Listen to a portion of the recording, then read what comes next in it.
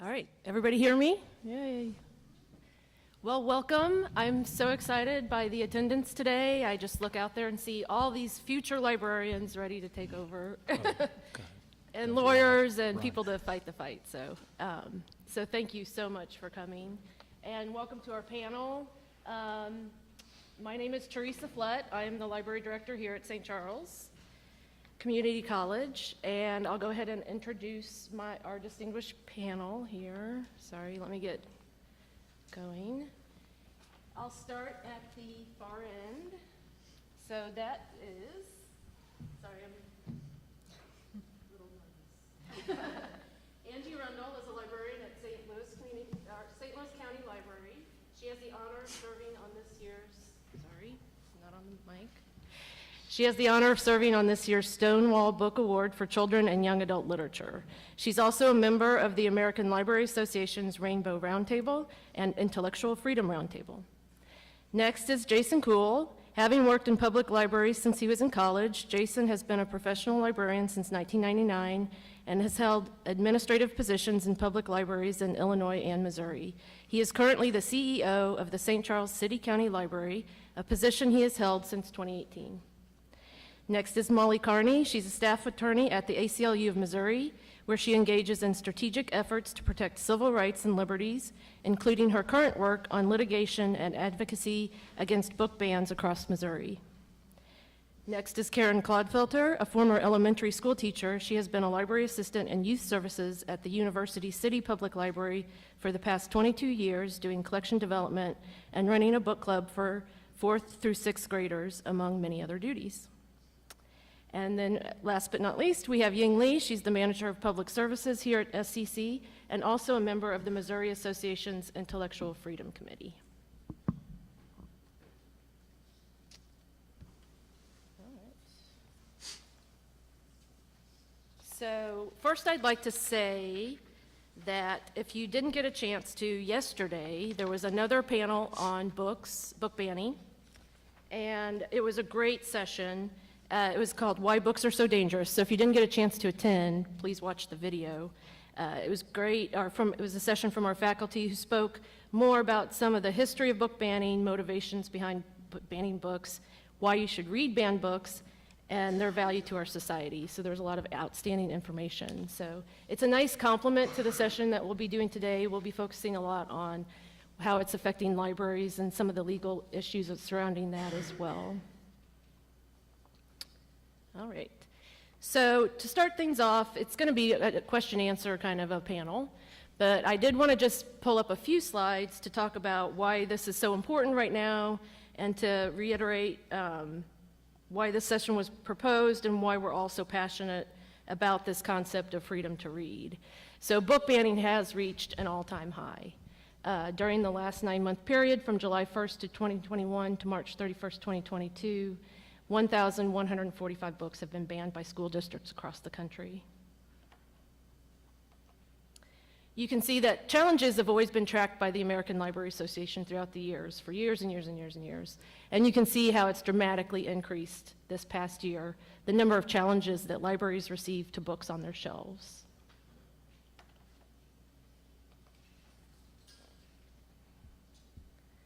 So just in 2021, 729 challenges were reported, over 1,500 books were affected.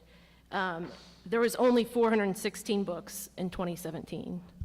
So it's just skyrocketed. This is an interesting word cloud for reasons why there are challenges. So you can see sexually explicit is often cited as a reason to challenge books, but often this is even within the context of Black or LGBTQIA+ experiences. Often challenges are targeting books that challenge authority, expose people to ideas that challenge people's worldview, and you can see how critical race theory is such a large word in this word cloud. You're also getting things like anti-police, woke, racially divisive, indoctrinating kids, etc. So it goes beyond just things that parents maybe don't want their kids exposed to at an early age. I'm going to leave this slide up. This is my last slide. We're going to go ahead and go into the question and answer. But these are resources to help you stay informed. So I'm just going to leave this up here while we talk. There's some really great sites that you can go to do advocacy, and we'll talk a little bit about that at the end as well. So I thought I would start with to see if any of the panelists have any opening thoughts, if they would like to speak either to why they agreed to be part of the session or maybe why the topic is important to them personally. I didn't make them prepare, so I'm kind of calling. I can move on to the questions, but if anybody wants to kind of open it up with any opening thoughts, I just thought I'd have an opportunity. Well, as in part of my job, most of my job is in collection development for the youth services section, and I'm the first line of the ordering process, and at least for myself, when I'm going through the book review sources and that, you know, now my mind immediately goes to, okay, this could be a problem title down the line. You know, it's like, okay, this one has things in it, you know, it sounds like a fabulous book, and yes, I'm going to put it in the order cart, but this could create a problem. And in past years, this wasn't so much of an issue. You know, we did have occasional, you know, people challenging books, but right now, the library where I work, we haven't had a lot of problems with it yet. I keep expecting more to happen. But it has definitely affected how I do my job as far as looking at what books we're going to be putting in the collection, especially since the youth services department is open enough, even, you know, we're in a temporary building, but when the new part opens, there's still, yeah, the teen stuff is over here and the kids stuff is on this side, but there's no walls between them. And kids can go wander into the teen part. And just yesterday I had a mom in the library who has a 9-year-old who is a fabulous reader and has pretty much devoured the chapter books. And she was looking in the young adult books, trying to find things that were still appropriate for a 9-year-old. And I can totally relate to that because I was one of those kids. But yeah, it affects my job in particular because I am in the front lines selecting books for the library. I'll echo that. And as a director of a large library, I think that sums it up. Not only, I think, book selection, but even programs that we do or displays that we do.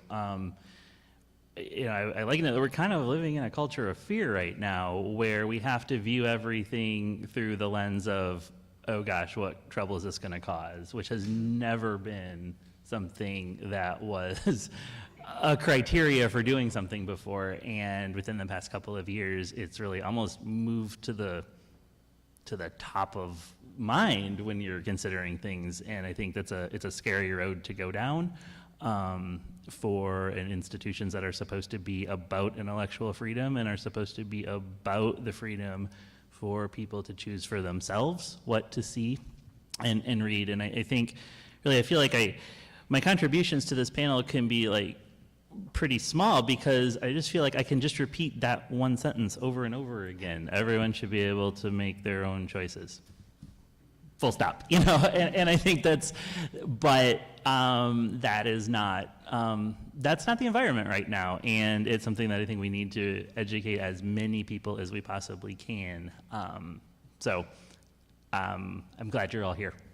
Yeah, that's great. I would just like to add that this affects me not only as a professional librarian, but also very personally as a queer woman, because you saw that the LGBTQIA was the most targeted group. So this is not only my profession, but also my community and me as a person. Great point, yes. if I may add, me as a parent and a okay. As a parent and a librarian, I remember when my kids were taking AP English, they would bring home books, and I would tell them, I'm here if you need to talk about it. And so as a professional librarian, I was not very informed and educated on the intellectual freedom issues. So a couple of years ago, when I had the chance to serve on the committee, and I selected the Intellectual Freedom Committee for the Missouri Library Association. So I wanted to educate myself and also to help my fellow librarians. And I'll jump in. I'm coming from a different perspective as an attorney working on these issues. And I just joined the ACLU a couple of years ago. I had no idea I'd be looking at school board meetings, school board policies, reading young adult novels, but that's what my work has become now because there is this unprecedented campaign of removing books specifically from schools in Missouri. It's out of control, it's unconstitutional. We're challenging it in the courts, but there is this culture of fear that also needs to be fought in the community. Okay, so let's start with some foundational questions just to make sure that, because we're librarians and professionals in the field, so just so we're all on the same page kind of on some of the things that are going on in libraries and schools. So this is Banned Books Week. This week we celebrate it every year. And every year the library puts up a banned books display in the library. And it's usually no big deal. We always like to do it to support it. But it just took on such a different feeling this year. So many times, though, when we put those displays up, we have visitors or students come up and say, why is this banned? I read this book in high school. Or what does that mean this book is banned? It's sitting right there. I can still see it. So my first question, if you have questions like this, how do you explain to patrons the process that's going on behind the scenes for a book to be banned?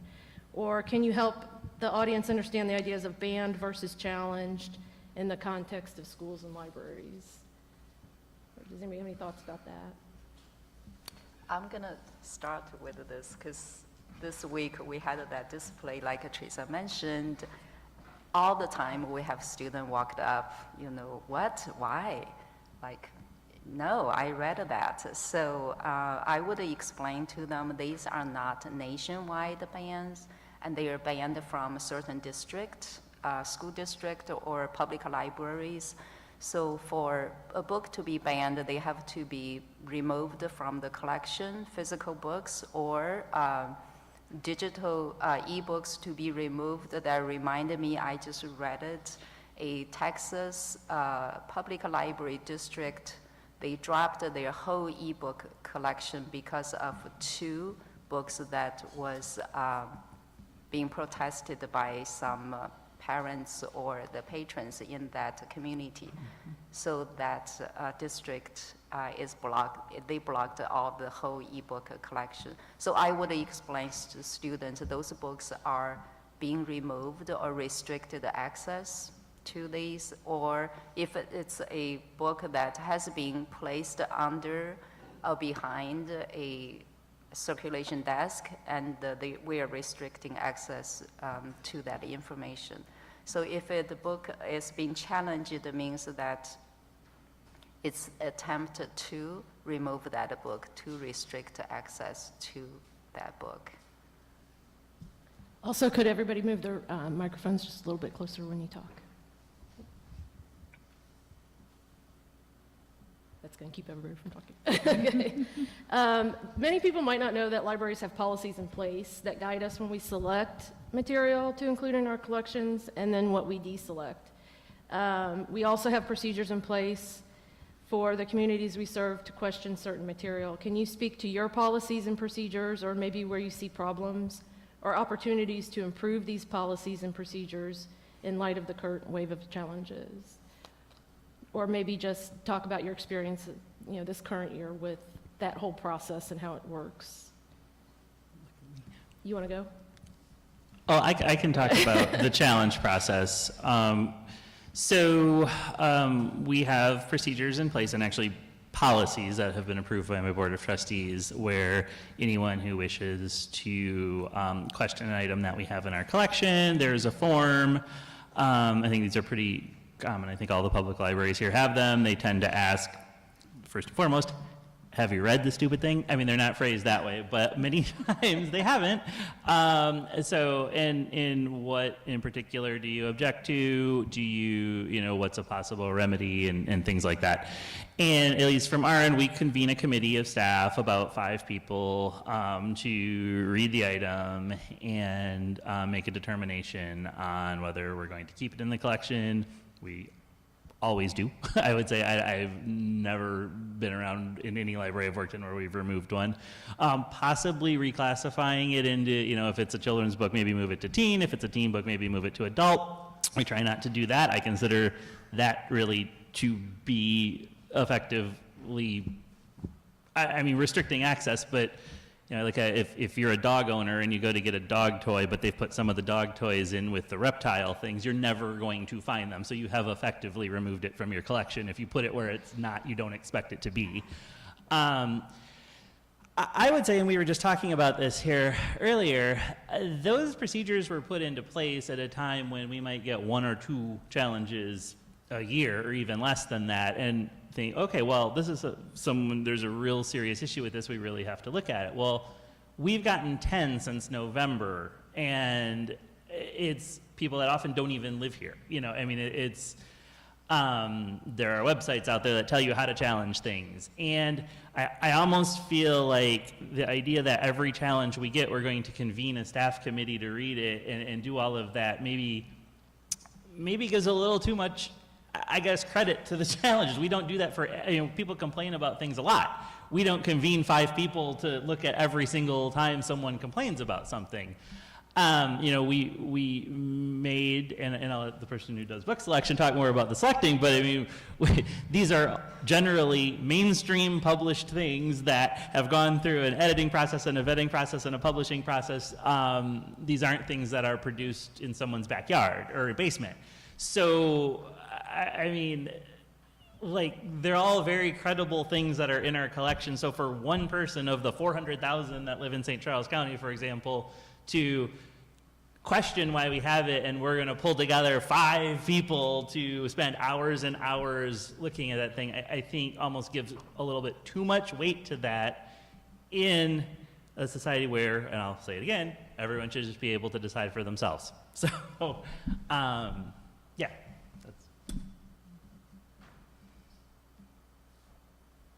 And we have a similar policy, as he said, at St. Louis County. And I'll touch a little bit on how to get something into the collection.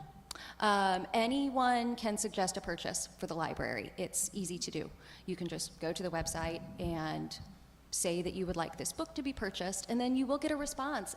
If it is self-published and it was made in someone's backyard or basement, it most likely will not be put into the collection. But if it is a legitimate book that has been reviewed, it will get purchased and put into the collection. So everyone has a say. I might weigh in quickly on school policies. Should mention there are no school librarians here, partially because of a new bill in Missouri, which we might talk about more later. But that's created a lot of fear among school librarians. So I'll do my best to weigh in on that. So a lot of schools also have policies about selection. They have professional librarians who follow those selection criteria. And then they have a challenge process that often includes members of the community, administrators, along with staff. So you sometimes have folks who don't have any professional experience whatsoever reviewing these books and deciding what to do. We also have schools such as Wentzville, which we brought lawsuit against, where they have what's called an automatic removal policy, where immediately upon challenge, a book is removed from shelves. So even without seeing whether that challenge is valid, without knowing what the reason for that challenge is, that challenge might be because of the race of the author or the race of the protagonist, or for some other reason that's not a proper reason to remove a book, that book is automatically removed pending review. When you've got 100 reviews, it's going to take perhaps a whole school year to review some of these books. All of a sudden, a book has been removed for a whole year, and access is just gone. So that's part of why these policies are so important. And in schools, the school boards have a lot of discretion to make these policies and change them.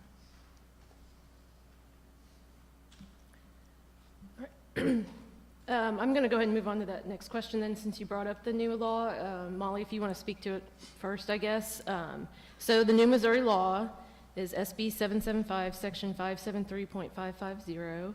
That is being used to justify the removal of books from schools. So would you like to speak specifically about what the ACLU is doing in this area? And maybe if you can just talk to what the actual law says a little bit. Yeah. Sure, yeah, so, yeah, even though it's current law, a lot of us refer to it as SB 775. So this is a statute that talks about explicit sexual material. It purports to criminalize teachers, educators, anyone in a school who's in an official capacity. So it could be, it could be a janitor, it could be a speaker, someone who's at the school and provides a book which has visual, graphic representations. So not a book with words alone, it has to be a book with pictures. And that book has what's called sexually explicit material. They have a definition of that. But then this law also includes very big exceptions for works of art as a whole, for science books. And these exceptions are what would potentially make this law constitutional, because otherwise it would be absolutely unconstitutional. But what has been happening is schools have been using this as a pretext to remove all kinds of books. They're removing books with artworks, with paintings. They're removing books that have maybe one picture of a naked body without considering the works as a whole, it's absolutely unconstitutional to remove books from schools. That's a restriction of First Amendment rights. So we have the issue that schools are already using this as a pretext to remove dozens of books. I mean, policy-wise, it's just crazy. Did you look at art books to find a picture of a boob when you were a kid? No. I think that students have the internet, students have many other things. They're not going to find a picture of a painting. I mean, and if that is their only exposure to it, that's probably due to a strange household circumstance. So, I mean, when you think about it, it's absolutely crazy. But it has had a real chilling effect on librarians. I mean, the introductory talk about starting to think about what you're putting in libraries. And now there's this fear among school librarians that they're going to go to jail for books that they have in their libraries that they use these appropriate selection criteria for. So, I mean, we're certainly advocating, we're exploring options, we're aware of all the removals throughout Missouri. If any librarians are watching and you want to be a plaintiff in a lawsuit, contact me. I mean, we've brought suit against Wentzville already previously, and we are exploring our options with respect to this bill as well.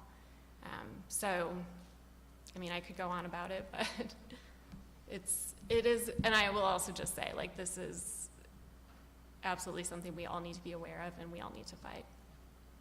Do you think there's some things happening that are being proposed that might have any legs to move that discussion to public libraries or university libraries that are in the works? This actually does impact public libraries as well, somewhat, because as she alluded to, it's anyone in an official capacity, and that includes people who have been invited to a school in an official capacity. So we often do book talks, we go and provide services at public schools. So it does have that impact. We actually have a bookmobile that was about to launch, and Wentzville, in fact, it was going to stop at 3 Wentzville schools. We have stopped that because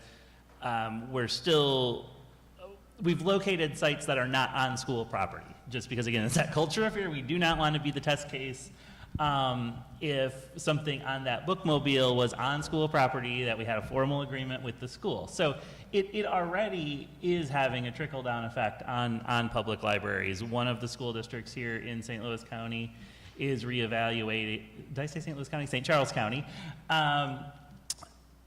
We have student accounts where public school students can use the library with their student ID number. One of the 5 school districts in St. Charles County is reconsidering that because their legal counsel has cautioned there could be some exposure there for them. So it's definitely having a broader effect than just on schools. I think it also affects the public library, because just because those books are not in your school, it doesn't mean that students don't have access to them.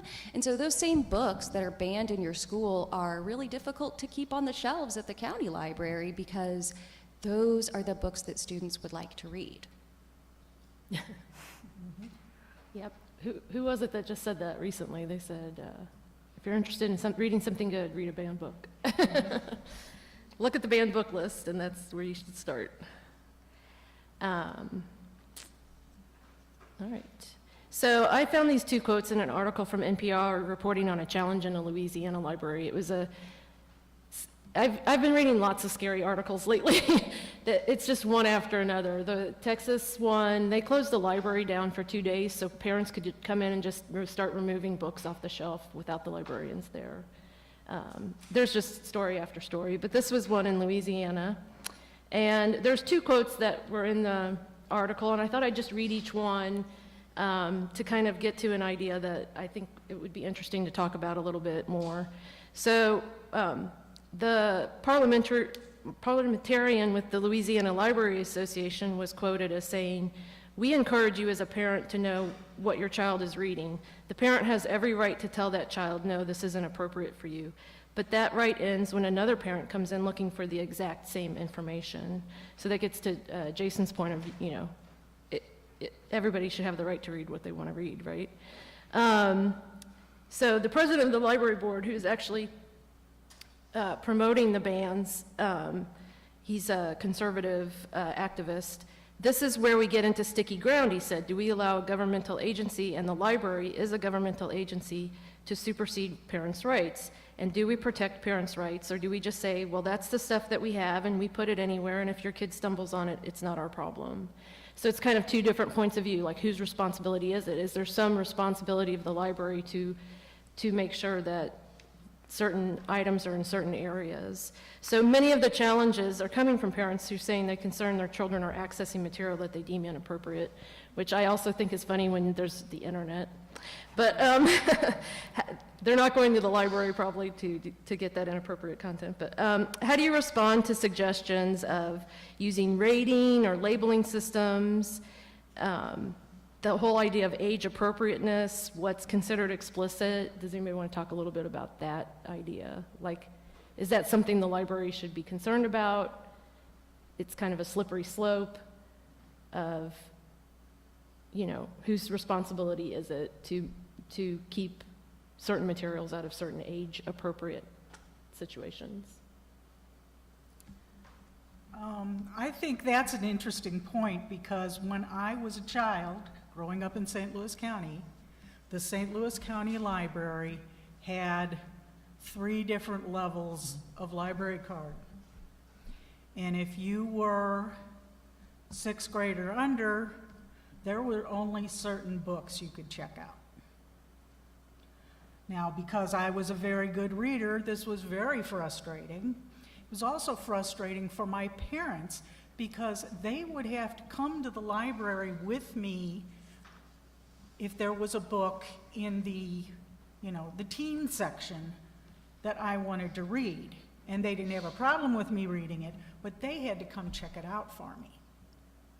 And that, to my parents, that was a pain in the neck. I only lived a couple blocks from the library. I walked over there all the time, got my 6-book limit, brought them home, read them, took them back, but then I was restricted as to what I could check out. Then you got the teen card, so you could get kids' books and teen books. And it wasn't until you were like 18 that you could check out adult books, even if you were using them for a school project. It could be a science book, it could be a history book. I could not check them out. Kids could not check them out because our cards were restricted. Personally, I'm like, this is awful. I hated it, my parents hated it, and if we end up going back to something like that, it's going to be detrimental to the people trying to access books. I mean, it was just a preposterous thing when I was a kid, and like you said, the internet's out there. They can find anything on the internet, But, yeah, I mean, in our library, there's labels on, these books are teen books, these books are kids' books, that section's adult, but we don't restrict people from going from one section to the other. I mean, I know if there was any kind of restriction, adults would be pretty mad if they couldn't check out the teen books, because we have a lot of adult readers of teen books. Does it go the other direction too? Yes, it goes the other direction too. But, it's just, I know how frustrated I was as a child with the restricted system. And I was so glad when they took it. It was gone by the time my kids could get library cards. But yeah, that restricting thing just, I don't know, it grates on me. I'm sure it does on other people. I think it's not a good idea to use labeling, rating system for library books, like you had a good example, right? All the individuals, they have different maturity, intellectually and emotionally, and different reading levels. So I think that's a form of censorship. If you look at it, we are restricting access to information. I think this notion of somehow restricting what the library has is preserving parents' rights, how this argument's been flipped is just mind-boggling to me. I don't know of, and maybe this is the attorney can correct me, but as a parent, I know I'm responsible for everything my kids do, whether I'm there or not. I am legally the one responsible. So this idea that all of a sudden a parent wouldn't be responsible for what their kids read just because they're at school, I mean, it doesn't hold up to me as a parent. I know that's my job. And that's sort of being reversed now. It used as an argument to say, well, parents, you can't expect them to parent their kids is, I think, well, not good. I mean, we also have to think about honestly, the safety and the access of students who might have parents who don't support their sexuality or who don't have the resources to go to the library to check out check out the book for them. And I mean, there are real equity issues when you deprive someone of access to a school library that might be their only source of books or a source of these ideas and information. And when you're also giving the message that these ideas and information are not acceptable, that's a problem. That's why, yeah, not only am I against censorship, but I'm also not a huge fan of stickering a book where it might say, this has queer themes. Maybe it's not safe for that student to have those books flagged. Yeah, I was reading, or I was watching a webinar, and it had an author on there that had written, and I forget his name, had written a children's book about two gay fathers and their child. It was a child's book. There was nothing inappropriate. And so he was saying, if this book is inappropriate, then my lived experience is inappropriate. So are you saying that your children can't be around me? If you're saying that the content in this book about my life is inappropriate for your child to read, then are you saying I'm inappropriate for your child as well? So it's, if a book about queer kids is deemed inappropriate, then they say those kids don't exist, expressing a view of the future where maybe they don't want those kids to exist. So if it's a book about a child exploring their sexuality, are you saying that that's inappropriate? Then you're saying that you don't want that to exist in the future. So it's a direct attack sometimes on different cultures, different lifestyles, different ideas from what maybe is in a parent's head. So, and again, I think it's a really strong point about children can't turn to their parents a lot of times to find this information. I mean, I was raised in a very not restrictive, I wouldn't say that, but I was raised in a very Catholic home, and so there's no way I would go to my mom and ask her to check something out for me about something that I was interested in on sex or anything else. So you are restricting you're censoring ideas, information, valuable information for a lot of kids when you try to restrict access in that kind of a way. If I could just follow up on that about the book, I don't know what book it was, but the picture book, I kind of chuckle to myself whenever we do have some sort of protest or anti-rainbow story time situation, because little do they know that every story time I do is gay. It just is. It's all, every story time is rainbow story time. You are with a queer person and they're not grooming your child. So I'm not sure what you're scared of, but it's not that book. Yeah, exactly. If I can follow up on Angie. So as a street person, I'm thinking, and also for my kids, I wanted them to have access to a diverse collection. So by expose them to a diverse collection, they can have empathy and they can learn others' experiences, their histories, their stories. So they can be challenged if we wanted a good first-class education for our kids. And unfortunately, a lot of youth librarians are sort of self-censoring and not reading any books like that in story time because they're scared of the parents' response to that and for their jobs. So you're not going to potentially get the sort of story time that you might be looking for as a parent because of that.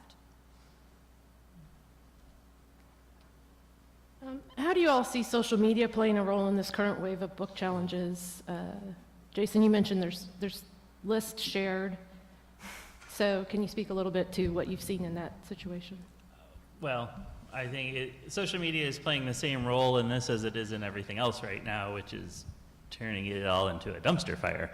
I think obviously, you know, I mean, social media, I feel like it contributes to so much of what we're going through right now as a society, where folks can, you know, sort of like curate their circles of friends on social media, and they very quickly think everyone agrees with them because that's all they're exposed to. So they're not open to any other points of view, and I think we all do that, you know. But in this particular, you know, anything can get shared and it can be presented as fact when it's just opinion. And like I said, it's a way to what were local issues that could even be discussed face to face can just sort of snowball into these national things with people who have never even set foot in that community and don't know anything about it or anything about the issues. And I just think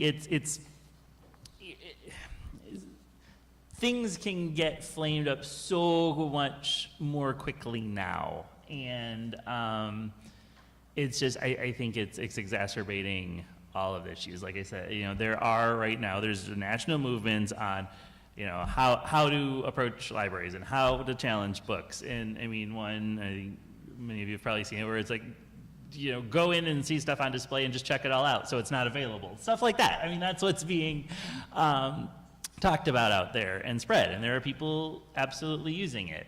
We know this. We've gotten challenged forms that aren't ours. They're from another, like a school district. So it's like we know they're just blanket challenging all the libraries around on these things. So. Yeah, I don't know if everybody's heard of that, but there have been some communities where people go in and check, like if they have a gay pride display in June, they go in and check every single book out and get rid of it as a way of removing books themselves from the library. So that has been happening around the country as well. Yeah. That's going to backfire on them because then we'll just buy more copies, is how collection development works. Right. Yeah, we usually replace anything that goes away, so. Yeah. And if it's checked out a lot, even if it's by people trying to keep it out of other people's hands, well, you know, then it's going to stay in the collection. Yeah, that's part of our 'Cause- policy is how many yeah. checkouts a book gets. So, We don't weed things that haven't been checked out, you know, in so many years. There's, you know, well, this hasn't gone out in 4 years, we're weeding it from the collection. Well, if these people keep checking them out, that book's going to stay in the collection. Yes, it doesn't get marked on the checkout whether you are checking it out to read or not to read. Right. It's just not going to work that way statistically. I wanted to comment on the social media. Unfortunately, they were using that to do their censorship. I think it's also, I have seen like on Twitter, people sharing banned book lists, and a lot of people are putting those books on there to read a list. So I think we can also use social media to fight censorship, to share our experiences with books on those lists. Yeah, great point. Okay, so this is a question from a high school administrator that I was in contact with. So he had asked, school districts across Missouri and the U.S. are balancing between providing students access to materials that are diverse in points of view and representative of the communities they serve. What kind of policies or procedures might schools and libraries utilize to ensure they continue to broaden students' view on the world and helping them be critical consumers of information and literature? So maybe if you want to speak to maybe some policies or something that you could put in place to help you maybe keep these books on the shelf when they're challenged? Or do you feel like that's pretty much done with our current policies? Well, at the moment, my library director gave me a recent addition to our collection policy. And it is actually a list of various federal cases. These are all in U.S. court, or well, there's a couple state ones, but where they said, no, this is not a reason to remove a book from a collection.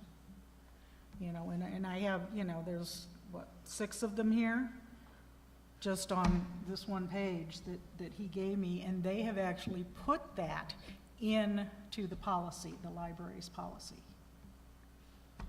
So, you know, and this was just recently done. It was done in March. I think a few great places to look, and my library uses these as well, is the ALA's Library Bill of Rights, the Freedom to Read Statement, and the Freedom to View Statement, and we adhere to those policies. But also my library's policies for collection are all available on the website, so feel free to go ahead and take a look at that and see what communities we're serving. Yeah, ours are on the U-City's website also, as well as the form for challenging a book you don't want in the library. And I would just add, trust librarians. They're professionals. They have many years of experience in this field. They've gotten degrees in this field. They know what they're doing when they're selecting books. They're selecting these books for a reason. And there's been personal attacks on a lot of librarians throughout Missouri, but those are unwarranted because these are professionals. I would say we could also communicate it to parents following Angie's, like librarians are professionals. You could, you know, trust your kids with the educated professional, the collection they curated, or have your kids turn to internet or social media.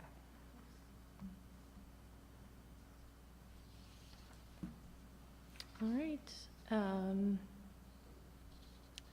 Let's see, I skipped. I did want to bring up one question that was brought up yesterday. Grace, I thought I saw Grace here earlier. There she is. Hi. She brought up a question yesterday that I thought would be interesting for us to answer as well. So, you know, a lot of times when a book gets challenged, all of a sudden you can't get it, you can't buy it. It just like, it explodes the numbers of purchases for that book, which is great. So that kind of gets to the first idea of a lot of times students don't understand when we have these banned books displays, they're like, well, the book's right here. So how do you respond to saying, well, you know, even if a library removes that book, people can still go out and buy that book? It's kind of an obvious question, but I feel like it needs to be stated what libraries do to provide access, not just access to that particular title, but maybe how their buildings are set up to provide discovery and things like that. So why can't we just say, you know, the book's out there, you can buy it if you want to buy it? Well, not every student can buy it.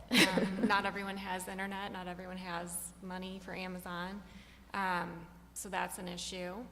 We talked about earlier safety. Not every person feels safe in their own household with whatever book.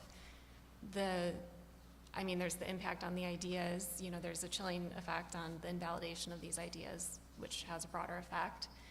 And also legally, like, there is a slippery slope. There's a case in Virginia currently about booksellers. These book banners, they're not going to stop with the school library. They're going to move on to the publishers, the bookstores, the authors. We're going to see more in public libraries. And then it's going to move on to things beyond books, right? Like, this is how fascism works. It doesn't just, like, all of a sudden go to killing people. You start with simple little things. And so, I mean, that's maybe a little bit far afield of the question, but No, that's, yeah. but it's, I mean, honestly, it's not going to stop with just access in that school display. Yeah, I would say, well, I guess if we're going to say, well, you can just go buy it, we might as well say you don't need a public library then, because every book's out there. You know, that, I think that's the point. How do you decide what the public library will have and what they won't? And I think that's, I've heard that a lot too, in a lot of the complaints that we get about everything from programs to books is, you know, we're promoting an agenda. So you shouldn't do that. And I scratched my head, because how is making everything available promoting an agenda, but only making select things available not promoting an agenda? It's the exact opposite of what it's, you know, by not having the stuff, that would be promoting an agenda. So I think that's the argument. It's like, if we don't have it all, we are the ones, and we are government, and I think a lot of people don't understand that, we are government selecting for you what we're going to make easily accessible and what's not going to be easily accessible, and I mean, that is blatantly unconstitutional, so. Also, I think just the idea of that person could go out, if somebody could make the case, okay, well, it's just this one book, take that off the shelf. And somebody could go buy it. But there's this huge part of library as a space where there's discovery. You might not know you want to read that book. You don't know that title. You don't know this particular piece of information that you want right off the top of your head. So that's one of the things that's great. And, you know, the internet obviously provides that discovery. You go down rabbit holes, you click on links, you're finding out different things. A library provides that same kind of a situation for students and young people to explore and find out things they maybe didn't know they wanted to know. And that's how library collections are set up in the building. So taking that book off the shelf is keeping that person from discovering something they may not have known they wanted to find out about. So I think that's a huge thing that a lot of people don't understand about libraries is that call number system that we put in there. People make fun of our call number systems all the time. There's a method behind that madness, right? So that books are discoverable, because sometimes you don't know what you don't know, and you need to find it out.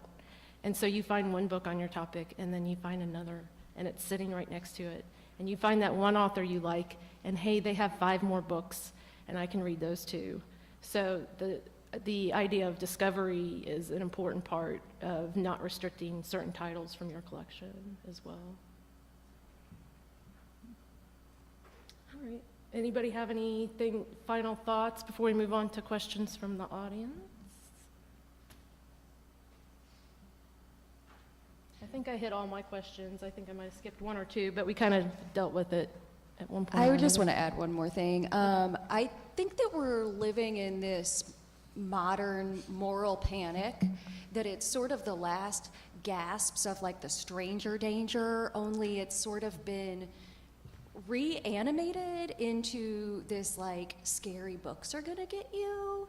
And my hope is that, like all other moral panics that we've lived through, that now we can look back and be like, oh, that was just not the thing at all. We can't find any evidence that that was in fact the case.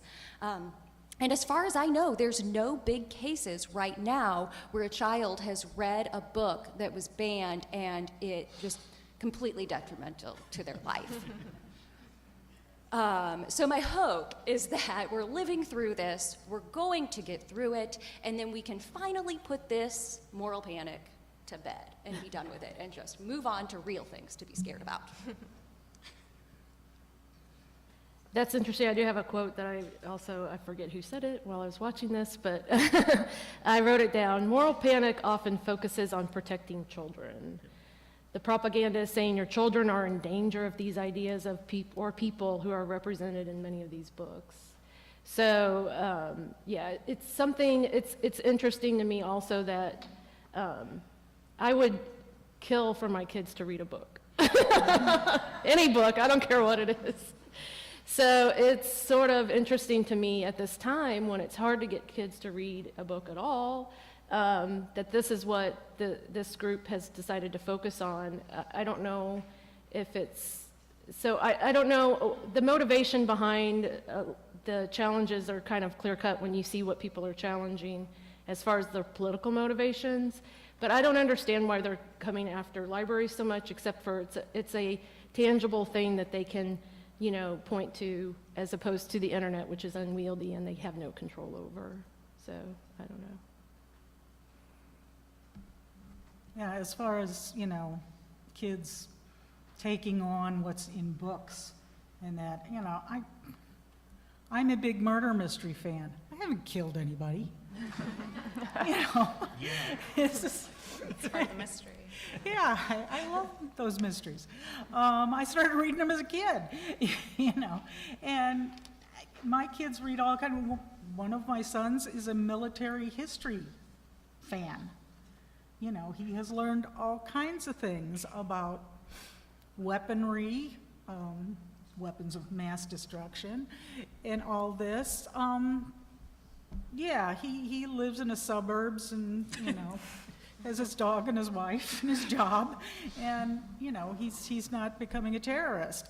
So just because somebody reads a book does not mean, you know, it may affect their thinking, but it's not going to change them in that kind of drastic way unless there was already something mentally, psychologically in there that it causes a trigger. And that is such a small fraction of the population of the world that, yeah, it's a ridiculous argument. And all the books I read growing up had heterosexual main characters, and it didn't make me straight.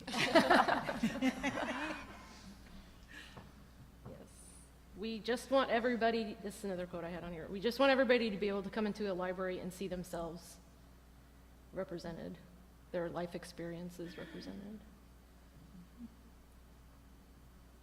I think with the situation now, it also didn't help because a lot of politicians are stirring the pot, or they're using this issue to get elected or re-elected. I think there is a governor, Youngkins, Virginia. Yeah. Yeah, he had a parent made an ad to support him because he wants to ban books from some high school library. Ready for questions? Yeah, let's have some questions. First of all, let's have a round of applause for our library professionals. Thank you all. Thank you very much. And for our Forum on Democracy, one of the words that kept coming up was access, and that's so important. So I can run around the room and give you the microphone to ask your question, or I'll invite you to stand up and speak loudly, but let's have questions and comments from you, the mighty assembled. Yes. Thank you so much, and thank you guys so much for all the insight. It seemed like there were kind of two scenarios being sculpted a little bit, both of them kind of coming back to the whole social media thing. One, the moral panic scenario, which I think is definitely there, but two, people who are trying to exact political force as an object unto itself. So I'm just curious, from what you guys have seen, how much do you think is column A, how much do you think is column B?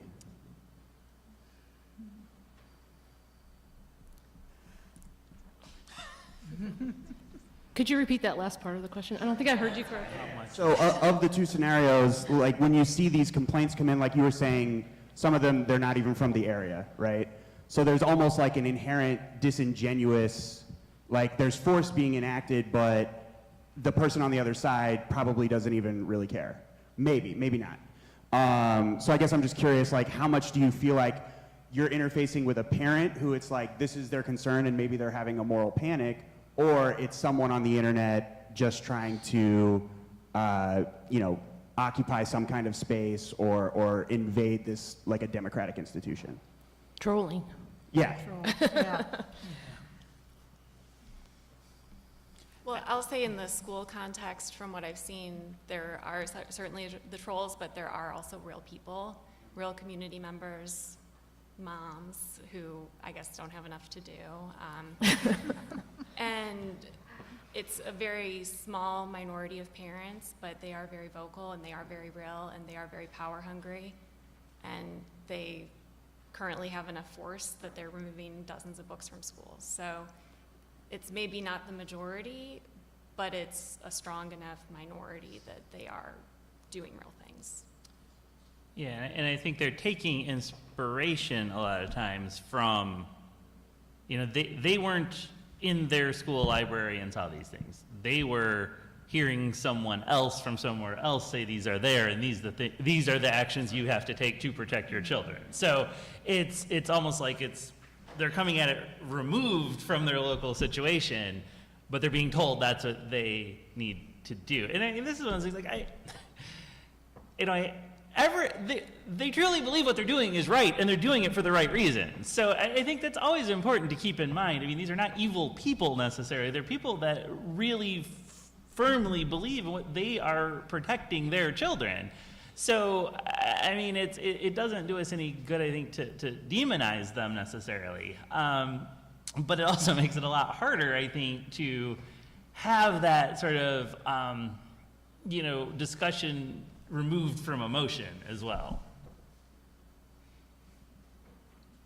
All right, next question. Hi, I've got a twofer, so I'll try to make them brief. I wonder if part of this, and you could comment on this, is I see an anti-intellectual movement across the U.S. Kanye West just came out bragging he's never read a book in his life. And I wonder if there's this attempt to, you know, the attack on librarians, attack on teachers, to discourage reading. I just know this assistant principal was fired for reading I Need a New Butt this past year. You know, is this anti-intellectual movement to discourage reading? And the other question was, a brief one, is what's your favorite banned book? Man. I would say yes to the anti-intellectual. Yeah. A lot of the things I've been looking at is, I mean, obviously, it's really fascinating to see what people choose to challenge, right? And I feel like in a lot of cases it starts off with like kind of low-hanging fruit and things like that you could maybe legitimately say, I'm worried about my kids reading about suicide, or I'm worried about my kids reading about rape, when they're not ready to read about those things. But then all of a sudden it morphs into sexuality, and then it morphs into race, and then it's not just that something is sexually explicit depicted, but it's an idea that they don't like, or it's maybe that they don't want their kids to be, you know, getting ideas that they don't agree with. So it morphs from something kind of more like, oh, I don't want my kids to read this age-inappropriate thing, to something like, I don't want my kids to learn anything that I don't teach them. So, I mean, what's the point, right? It's not education, it's indoctrination at that point if they're only getting what they want you to know. So I definitely feel like it's moving in that direction with the critical race theory and talking about not being able to teach that when people don't even understand what that means when they're saying it. So it's definitely, you know, it almost feels like, oh, we had success removing this book, let's keep going and making it a little bit stronger. And then I forgot what I was going to say after that, but I guess my favorite banned book, I just took a picture. If anybody wants to go over to the library, you can get your picture taken with a banned book, and you can get in front of a wanted sign and put it on your social media account to support banned books. So I got my picture taken with Beloved. That's one of my favorite books that always gets targeted. One of my favorite banned book is the absolutely true diary of a part-time Indian. Well, I actually, several years ago, in the youth department of the library, we had a display of those wanted posters featuring members of the library staff, the adult collection, the adult section and the children's section, holding banned books of varying types, and my particular favorite and my wanted poster, which I still have, was "And Tango Makes Three," about the two male penguins that raised the baby penguin. Yes. I'd say right now it's hard to name a favorite, but Fun Home by Allison Bechtel, Yeah, that's which a good is one. a beautiful graphic novel that is, I mean, she's sad because she gave us a declaration in our Wentzville case after the book was banned. This is a book about her life. This is a book about family secrets. It includes some sexual themes of her sexuality, but it's about her life. And there's one picture that shows a sex act, and that's being used as the basis to remove this book. But it's an absolutely beautiful book, and graphic novels are a really, in Missouri, they're one of the targeted groups now because of the visual depictions, but they're a really great introductory thing if you're like not a big reader, and for younger, like young adult readers, like a lot of them really enjoy graphic novels. And so that's mine right now. And I will also add that the anti-intellectual thing, I think it's also part of like a broader movement to defund and create inequity among public schools. So like creating religious voucher systems and all of that. And we don't need to go into that whole explanation, but it is part of a broader movement to further separate parts of our society within public schools. The one image from Fun Home that you mentioned was actually posted on our Facebook page by somebody yesterday as a response. So, yep, I know that one well.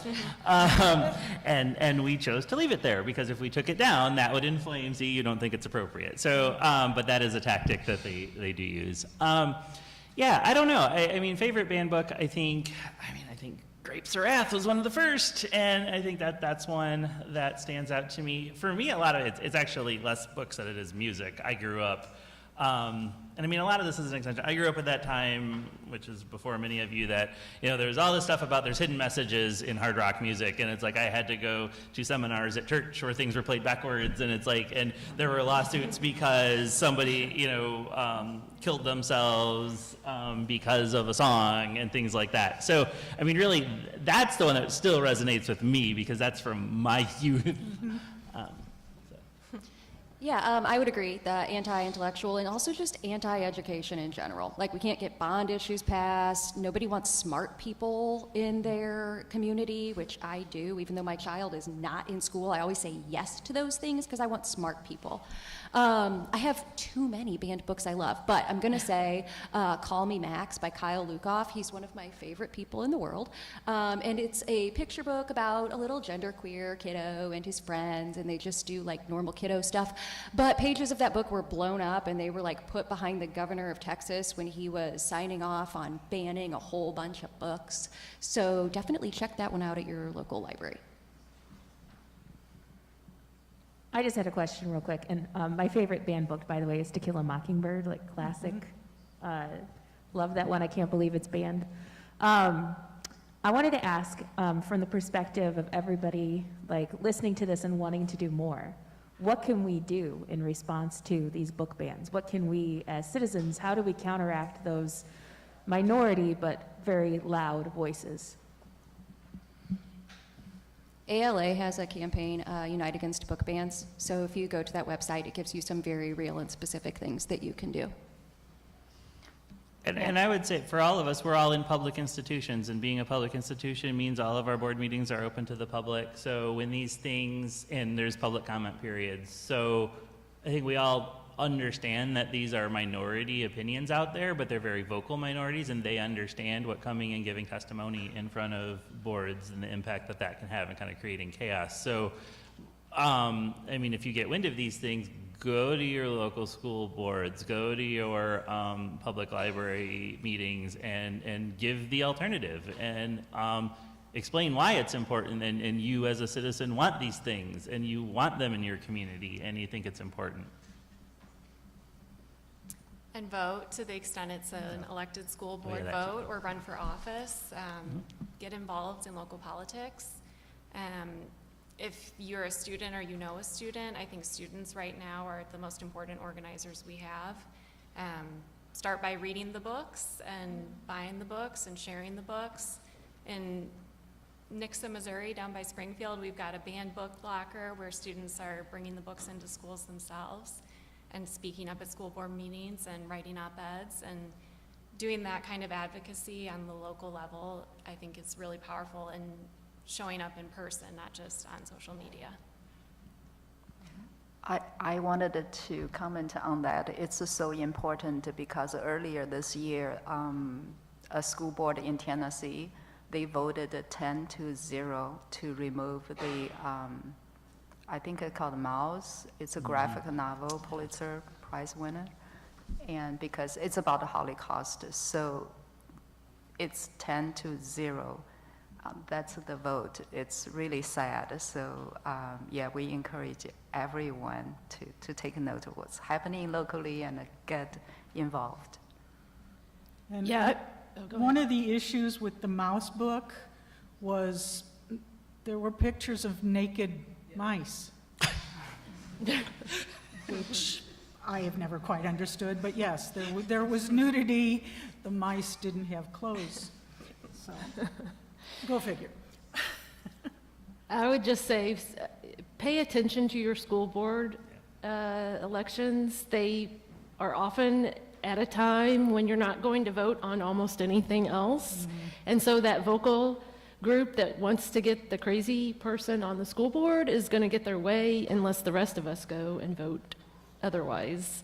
Run for your school board. You guys are young, you're still in school, but you could still do it right now, but definitely think about it in the future. I mean, just be active in your local communities is a big thing that is getting lost, I think, is being active in your local communities. Also, I've seen a lot of parent groups form in opposition. So, you know, parents hold a big sway in these situations. So if you can get, you know, a theme, a t-shirt, and say, we're moms for banned books or something like that, that, you know, that's gonna make a big difference in when these things get voted on.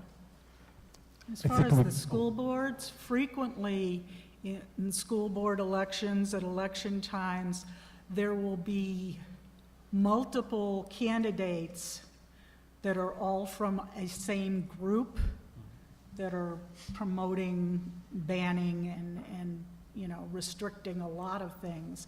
So, you know, be sure you investigate those candidates, you know, find out all you can about them and what their, I guess, motives are for running for the school board. Is it really to make the schools better, or is it to, you know, start shutting things down? I think we've got time for one more question. I'd like to encourage everyone to stay for the very special presentation at 11:30. But final word. Sorry. As a person who's writing a book right now, should I be worried that my book has the possibility of being banned? And if it does get banned, how should I go about it? I would say from what I've heard of authors whose works have been banned or challenged is that expect that you will not be able to spend as much time on your craft as you would like, because a large part of your day is going to be dealing with those issues.